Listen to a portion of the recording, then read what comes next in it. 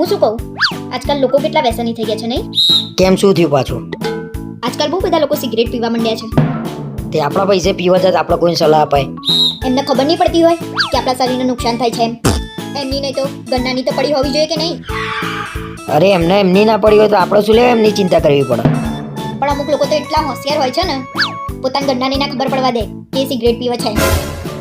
માનો ના માનો કંઈક તો લોચો થયો છે. કેમ, શું થયું? કોઈ સિગરેટ પીતા પકડાયું છે? આમાં કેવું છે ખબર છે, જે ભાઈ સિગરેટ પીવે છે ને એમને એવું હતું કે મારા ઘરે કોઈ દિવસ ખબર જ નહીં પડે. પકડાઈ ગયા ભાઈ? કોની વાત કરે છે? તો કે જો તો એટલા ડાયા બનો છો ને, શરમ નહીં આવતી સિગરેટ પીતા? તમારા ખીચામાંથી સિગરેટનું બોક્સ નીકળ્યું છે. અરે જા ભાઈ જા, મારે કોઈ વ્યસન નહીં. તે મને જોયો છે કોઈ દિવસ સુપારી ખાતા? તો સિગરેટનું બોક્સ ક્યાંથી નીકળ્યું? જુઠ્ઠું બોલે છો? આ બધા ધંધા બંધ કરી દેજો. અરે આ બધા ધંધા ચાલુ જ નહીં કરે, બંધ કરવાની કે વાત છે? કાલ રાતે અમે બધા ભાઈબંધો જોડે હતા. હું પૂછું છું કોનું સિગરેટનું બોક્સ મારા જોડે રહી ગયું છે. ખાવ માર સોગન, તમે સિગરેટ નહીં પીતા ને? એટલે ભાઈ તારી સોગન હું સિગરેટ નહીં પીતો. ફોન કરું છું હું. હા કર. અલ્યા ભાઈ મારા ખિસ્સામાંથી સિગરેટનું બોક્સ નીકળ્યું હતું, કોઈએ મૂક્યું હતું?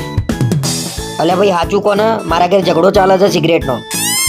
અલ્યા તારા બુદ્ધિ જેવું નહીં? આવા પ્રેન્ક કરાતા હશે. સિગરેટનું બોક્સ મૂક્યું તે ફોન મૂક. જો આ સિગરેટનું બોક્સ હોત ને મારું તો ખરેખર 12મું થઈ જાત મારું.